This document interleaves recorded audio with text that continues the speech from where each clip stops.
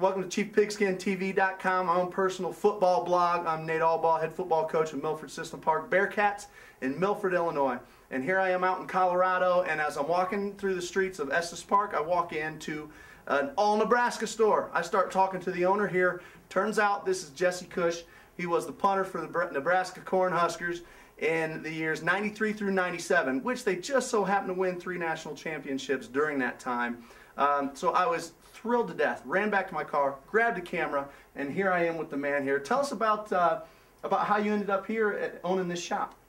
Well, I grew up in Nebraska, so we family vacationed out here every year. We'd always stay at the White Camp of the Rockies, and I fell in love with the mountains. It was a little better scenery than the cornfields of eastern Nebraska, and decided to follow my dad's footsteps, who played in Nebraska in the early 70s. And after college, had an NFL tryout that didn't go so well. Went back, got the master's degree, couldn't find a good job, so I said to heck with it and moved out to the mountains. And no kidding. Well, that's you just went for it. Now, how long have you owned this store? I've owned the store about 4 years now. Okay. And the store's been in town for 14 years. Really? So we have a pretty good reputation and following. That's outstanding. You know, I'm not a Nebraska fan, as you can see, but I did buy my Nebraska gear. I was telling Jesse I'm a fan of teams that don't change their uniforms much. And tell me what it was like to play for such a storied program like Nebraska.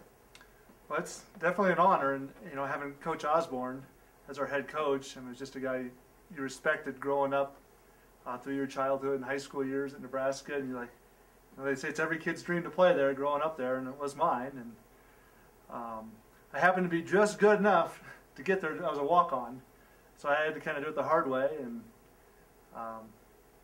through all the coaches giving you all the tools, the weight room, all their patience, I was able to turn myself into a decent player. That's outstanding. Now tell me, you played in 3 national championship games. Do any of them stick out in your head, and for what reason? Well, the first one, the 94 championship, I was actually the backup punter to Darren Erstad, who happened to be the first pick of the 95 baseball draft. Played for the Angels, right? Yeah. And he had a little incident in practice a few days before the game, and I was like, oh gosh. I was pretty nervous because we were playing Miami at Miami. But I was on the sideline for that game, and that was our closest of the 3 championships. And that was special because that was Tom's first. So that one was special.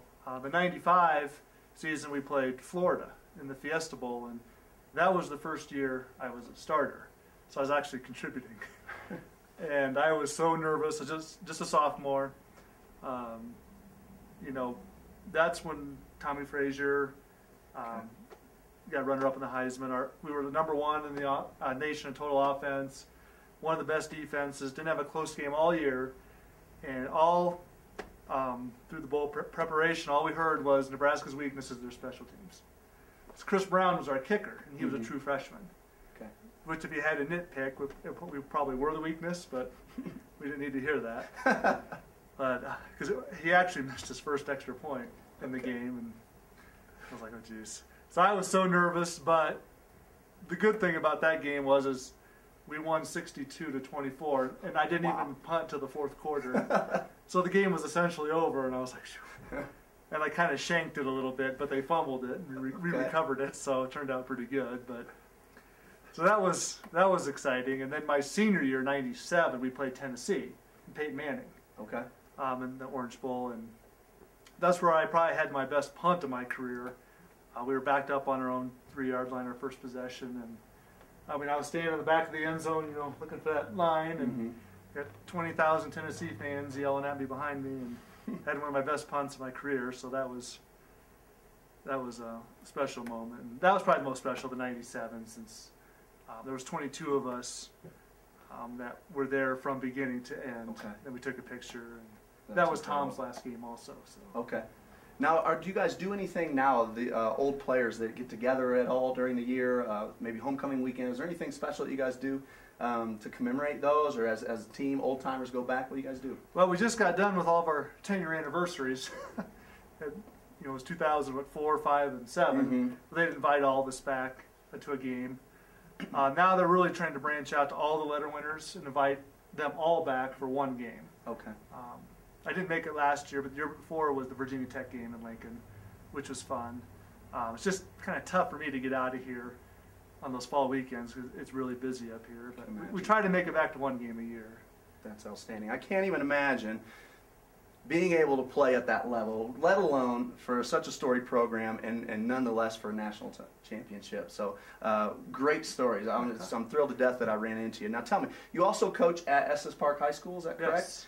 And I'm curious because when it comes to special teams, okay, obviously being a special teams guy, you've got to be partial to it. And a lot of coaches give lip service to the fact that, hey, this should be equal, offense, defense, special teams. But not a lot of guys carry through on that. If you become a head football coach, which you mentioned you're looking into becoming head football coach, how would you organize your practice and when would you put special teams in? How would you work it out that it's getting literally 1/3 of the time? Well, to answer the second part first, Coach Osborne always did his special teams right in the middle of practice. So everybody was still there, everybody's paying attention, and he always put his best versus his best. So it was as game-like as possible. Now, when I first moved out here, I was the head JV coach for 2 years, and I had about an hour of my own practice time. So we did 20 minutes offense, 20 minutes defense, 20 minutes special teams. And we probably had more fake punts than the varsity team. We had 3 different onside kicks. We might have went a little overboard, but we'd always do offense, special teams, defense. So the kids were always there, always paying attention. And, you know when you don't practice enough when it bites you in a game. You know, it's better to be over-prepared than under-prepared. Right. So that's just a huge part of the game. And what I've seen around, this level, we're kind of a middle-of-the-road size school, 400 kids. Okay. So we're kind of an average size school, and you can steal 7 to 10 points a game if you're solid in your special teams. So. Now tell me, there's a lot of new punt formations out there, okay? And this new look with everybody spread out. Let's say you become the head football coach at Estes Park High School. How would you guys punt? What formation would you be in? And what would the protection be? Can you explain that at all? Do you know exactly what you guys would be doing? Well, first I'd have to see how athletic my punter is. Coach Osmond always liked an athletic punter because it opens up your fake options.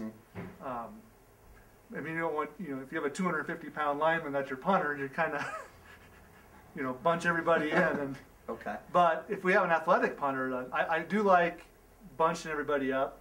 And I kind of like that rugby style they call where you roll out. If nobody's there, just keep going. Right.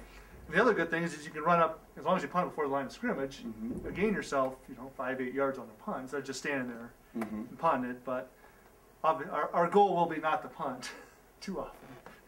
But we'll have some fun with that. All right, outstanding. Now, do you go, how about protection? Do you usually go maybe everybody's gap inside, gap one way? Do you do big on big? How do you guys usually do protection, or would you do it?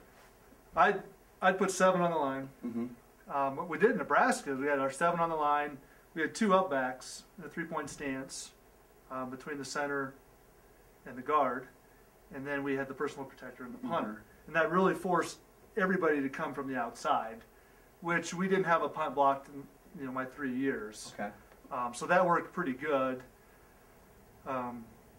But being on the other end as a punter, I know when we played K-State, they'd always put 10 guys up on the line, and they were bringing everybody. I mean, psychologically, that plays with you a little bit. And so, I mean, I spreading everybody out, I understand the purpose in coverage, but you could, it doesn't do you any good covering if it's blocked. So, well, amen to that. Well, thanks for joining us. And you guys all make sure, if you're ever in Estes Park, Colorado, you come check out, what's the official name? Big Red of the Rockies? Yes. You come check out Big Red of the Rockies here on the main strip in Estes Park and look Jesse up. Ready?